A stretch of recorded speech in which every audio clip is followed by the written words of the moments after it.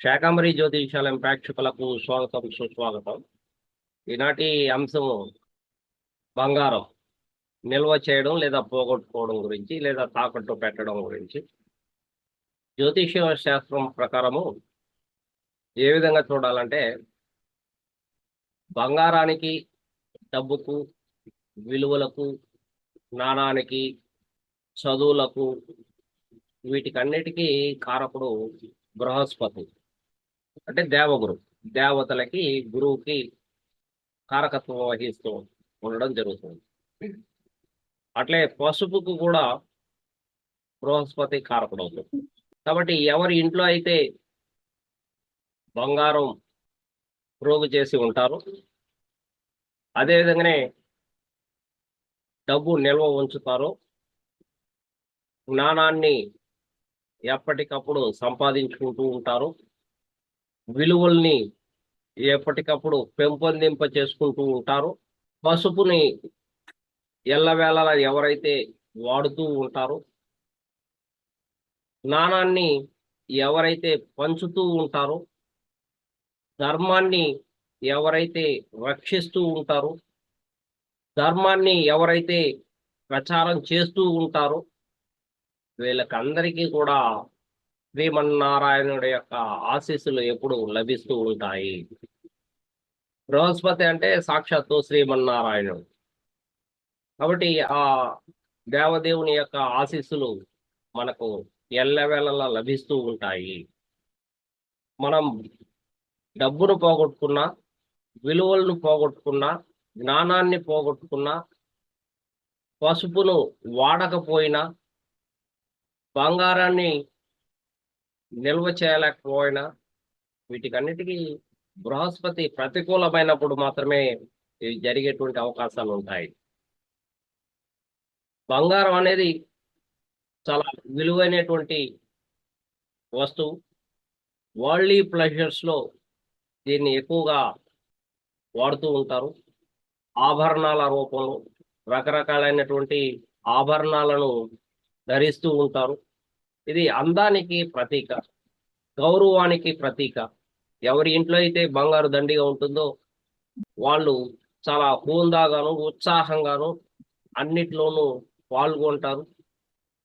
కాబట్టి బంగారానికి విలువ ఇవ్వడం జరిగింది ఈ సొసైటీలో.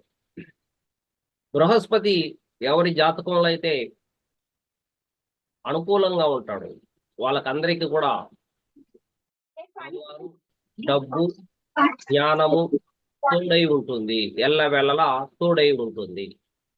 అంటే గురుపాలిత లగ్నంగా ఉండి గురువు ఉచ్చ స్థాయిలో ఉండడం కానీ, లేకుంటే బలంగా ఉన్నట్లయితే వారికి బంగారు నిల్వ చేసుకునేటువంటి అవకాశము లభిస్తుంది. పసుపును కూడా వాడతారు. మేష లగ్నం వాళ్ళకి కానీ, కర్కాటక లగ్నం వారికి కానీ, సింహ లగ్నం వారికి కానీ, వృశ్చిక లగ్నం వారికి కానీ, ధనస్సు లగ్నం వారికి కానీ, మీన లగ్నం వారికి ప్రత్యేకంగా గురువు బలంగా ఉన్నప్పుడు వీరికి చాలా అనుకూలంగా ఈ బంగారు వాడకం అనేది, బంగారు కొంటూ ఉండడము, బంగారాన్ని ప్రోగు చేసుకుంటూ ఉండడము, డబ్బులు ప్రోగు చేసుకుంటూ ఉండడము, జ్ఞానాన్ని సంపాదిస్తూ ఉండడము, పసుపు వాడుతూ ఉండడం అనేది వాళ్ళ జీవితంలో సహజంగా జరుగుతూ ఉంటుంది. ఎవరికైతే బలహీనుడవుతాడు, అంటే ఈ లగ్నాల వారికే కాకుండా శనిపాలిత లగ్నాలు అయినటువంటి వృషభ తులలు కానీ, మిథున కన్యలు కానీ, లేదా మకర కుంభ రాశులు, వీరికి గురువు శత్రువు. వీళ్ళకి బంగారాన్ని కొనుక్కోవడం చాలా కష్టమవుతుంది. వీళ్ళు సహజంగా ఆభరణాలు లేకుండా ఉండాలి అనేటువంటి ఆలోచనలు కలిగి ఉంటారు. బంగారం ఉంటే దాన్ని వెంటనే తాకట్టు పెట్టాలనుకుని అనేటువంటి స్వభావం కలిగి ఉంటారు. వీళ్ళకి బలంగా గురువు అని ఉన్నట్లయితే తప్ప వీరు బంగారాన్ని కొనుక్కుంటూ ఉండడం కానీ, పసుపును వాడుతూ ఉండడం కానీ జరగదు. కాబట్టి వీళ్ళ జాతకంలో కూడా గురువు బలంగా ఉండగలిగినప్పుడు మాత్రమే అది సాధ్యమవుతుంది. ఉదాహరణకి మకర లగ్నం వాళ్ళకి తీసుకుంటే గురువు మకరంలో నీచపడుతున్నారు. అంతేకాకుండా తృతీయ ద్వాదశాధిపతి కూడా. కాబట్టి ఇక్కడ ప్రథమ శత్రువుగా ఉంటున్నాడు ఈ లగ్నం వారు. వీళ్ళకి బంగారుని నిల్వ చేయడం అనేది అరుదుగా ఉంటుంది. బహుశా వీరికి సప్తమ స్థానంలో కానీ గురువు కానీ ఉన్నట్లయితే, ఉచ్చ స్థాయిలో ఉన్నట్లయితే కొంత కేంద్ర స్థానం కాబట్టి కొంత అవకాశం ఉంటుంది. దానికోసం పోరాడుతారు. జీవనం పోరాటంగా ఉండి సంపాదించుకోవడానికి ప్రయత్నం చేస్తారు. అంటే కేంద్రాల్లో ఉన్నప్పుడు. కాబట్టి గురుపాలిత లగ్నం వాళ్ళకి కేంద్రాల్లో కానీ కోణాల్లో కానీ ఉన్నప్పుడు వీరికి బంగారు నిల్వ అనేది ఉంటుంది. శనిపాలిత లగ్నం వాళ్ళకి శుక్రుడు బలంగా ఉన్నప్పుడు కానీ, లేదా శుక్రుడు గురువును చూసినా కానీ వీరికి కూడా బంగారు అధికంగా లభించేటువంటి అవకాశం ఉంటుంది. బంగారం చాలా మృదువుగా ఉంటుంది. సుత్తితో ఎలా మనము కొడతామో ఆ విధంగా మనకు కావాల్సిన విధంగా అది మార్చుకుంటుంది, రూపాన్ని మార్చుకుంటుంది. ఆ రూపాన్ని మార్చుకోవడమే కాకుండా ఒక అందాన్ని ఇస్తుంది. ఆభరణం తయారైన తర్వాత ఒక అందాన్ని ఇస్తుంది. ఎందుకు చాలా లోహాలు ఉన్నాయి ఈ ప్రపంచంలో, కానీ బంగారానికే ఎందుకు అంత విలువ ఇవ్వడం అంటే, బంగారం అనేటువంటిది చాలా మృదువైనటువంటిది. ఈ ఆభరణము తుప్పు పట్టదు. మిగిలిందన్నీ కూడా తుప్పు పట్టేటువంటి లక్షణాలు కలిగి ఉంటుంది, కానీ బంగారం తుప్పు పట్టడం అనేది జరగదు. శుద్ధి చేసుకోవచ్చు. కాబట్టి మనం ఏ విధంగా అయినా అనుకూలంగా మలుచుకోవచ్చు. ఏ ఆభరణాన్ని అయినా తయారు చేసుకొని మన యొక్క శరీరం రూపం అందాన్ని కూడా మారుస్తుంది, అందంగా మారుస్తుంది. అటువంటి గొప్పతనము బంగారానికి ఉంది. ఈ బంగారానికి అధిపతి అయినటువంటి బృహస్పతి ఎవరి చేతిలో ఉండాలో కూడా మన జాతకం నిర్ణయిస్తుంది. అందరికీ జ్ఞానాన్ని, విలువలను, సాంప్రదాయాలను, ధర్మాన్ని ఆచరించేటువంటిది, ప్రచారం చేసేటువంటి అవకాశం అందరికీ దక్కదు.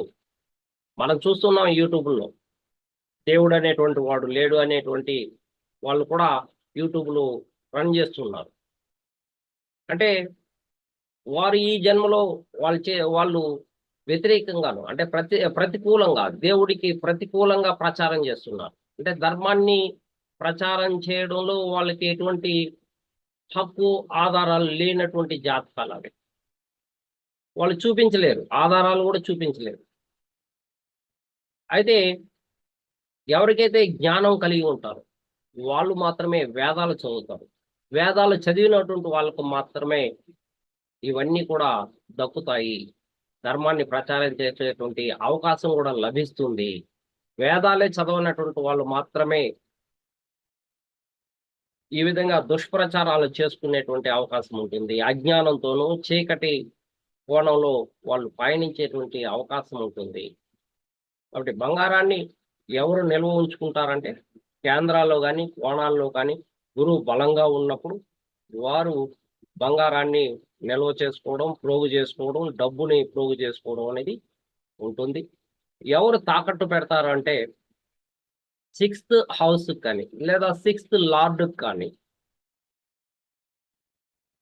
అష్టమ ద్వాదశాధిపతి యొక్క కనెక్షన్ ఉన్నప్పుడు వీళ్ళు తరచుగా తాకట్టు పెడుతూ ఉండడం అనేది జరుగుతూ ఉంటుంది. లేదా గోచార రీత్యా కూడా షష్టమానికి గురువు వచ్చినప్పుడు కానీ, లేదా షష్టమాన్ని గురువు చూసినప్పుడు కూడా వీళ్ళు బంగారు లోన్ తీసుకునేటువంటి అవకాశం లభిస్తూ ఉంటుంది. అంటే లోన్కి ప్రధానంగా 6th హౌస్ చూస్తాము. సో 6th హౌస్కి ద్వితీయ, షష్టమ, దశమాధిపతి యొక్క కనెక్షన్ వచ్చినప్పుడు వీళ్ళు ఆ బంగారుని ఇంకా ప్రోగు చేసుకోవడం అనేది లభిస్తూ ఉంటుంది. ఎవరికైతే తృతీయ, అష్టమ, ద్వాదశాధిపతి యొక్క కనెక్షన్ వచ్చినప్పుడు వీళ్ళు తాకట్టు పెట్టడము, ఆ తాకట్టు పెట్టినటువంటి డబ్బులతో వీళ్ళు ఇంకేదైనా ఉపయోగించుకోవడం అనేది జరుగుతూ ఉంటుంది. అంటే ఈ కనెక్షన్ అనేది ఎలా ఉంటుందంటే, ఎక్కువ కాలము వీళ్ళు బ్యాంకులోనే ఉంచడం కానీ, తాకట్టులో ఉంచడం కానీ జరుగుతూ ఉంటుంది. చాలా తొందరగా తీసుకోలేరు. ఒక్కో సందర్భంలో దాన్ని అమ్మేయాల్సినటువంటి పరిస్థితి కూడా వీళ్ళకి లేకపోలేదు. కాబట్టి వరల్డ్లీ ప్లెజర్స్ లో ఉన్నటువంటి వాళ్ళు అంటే సో 3711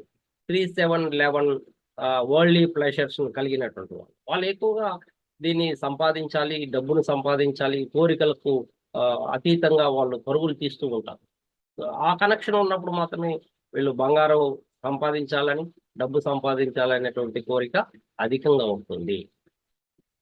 కాబట్టి బృహస్పతి ఎవరికైతే అనుకూలంగా లేదో వాళ్ళు తరచుగా పసుపును వాడుతూ ఉంటే వీళ్ళకి బంగారు నిల్వ చేసుకునేటువంటి అవకాశం కూడా లభిస్తుంది. బృహస్పతిని శ్రీమన్నారాయణుని ఆరాధించాలా. అలా ఆరాధించినప్పుడే బంగారాన్ని మనం నిల్వ ఉంచుకుంటాం. ఎప్పుడైతే బృహస్పతి మనకు అనుకూలం అవుతుందో అప్పుడు మనకు జ్ఞానోదయం కలిగి మన ఏ సమస్యలు వచ్చినా మనము పరిష్కరించుకునేటువంటి దిశగా ముందుకు వెళ్ళేటువంటి అవకాశం కూడా మనకు ఉంటుంది. పెద్దరా సార్, ఎనీ క్వశ్చన్? ఎవరికైనా క్వశ్చన్స్ ఉంటే అన్మ్యూట్ చేసుకుని అడగండి. సార్ గ్రూప్స్ పిల్లలందరికీ నమస్కారం సార్. ఇప్పుడు మీరు చెప్పింది బాగుంది సార్, సార్ కానీ మరి దీన్ని జయించాలంటే ఏం చేయాలి సార్?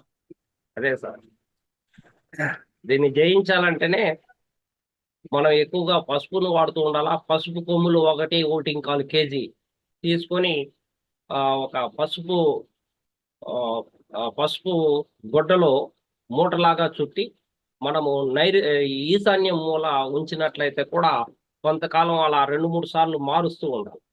అంటే కొంతకాలం అంటే ఒక 20 రోజులకు, నెల రోజులకు, తర్వాత మళ్ళీ ఇంకో 1.25 kg పసుపు కొమ్ముల్ని ఒక మూటలాగా కట్టి ఈశాన్యంలో పెట్టడం. అలా 2-3 సార్లు మార్చినా కూడా ఈశాన్యంలో పసుపు ఉన్నట్లయితే కూడా వీళ్ళకి చాలా అనుకూలంగా బంగారు వృద్ధి అయ్యేటువంటి అవకాశము, జ్ఞాన వృద్ధి కలిగేటువంటి అవకాశము ఉంటుంది.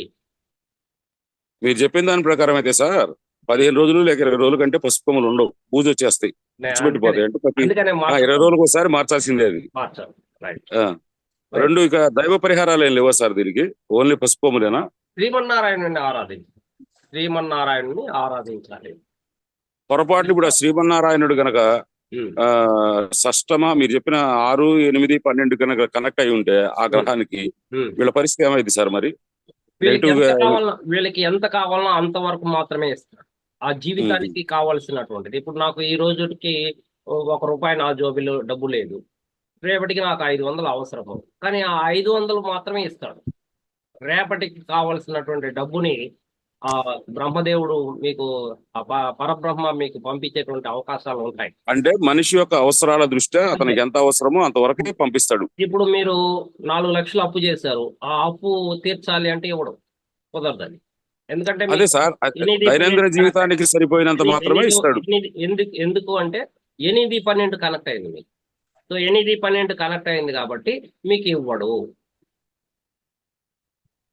దైనందిన జీవితానికి సరిపడినంత వరకే ఇస్తాడు. ఎక్స్ట్రాడినరీగా అయితే కష్టం. ఖచ్చితంగా ఇస్తాడు. ఒకవేళ మహాదేవుడి దర్శనం రోజు చేసుకుంటే సార్, శివాలయానికి వెళ్ళి మహాదేవుడి దర్శనం చేసుకుంటే, ఆయన కూడా బృహస్పతికి అధిదేవత అంటారు కదా జనరల్ గా. ఎవరికైనా మీరు చెప్పింది 8, 12 కనెక్ట్ అయిపోయింది కదా, నిన్ను మంచిగా చూసుకుంటాడు, కాదని చెప్పలా. కానీ నీ యొక్క అమితమైనటువంటి కోరికలు, స్పిరిచువల్ నాలెడ్జ్ లేకుండా పరుగులు తీసినటువంటి ఆ జీవితానికి ఫుల్ స్టాప్ పెట్టిస్తాడు.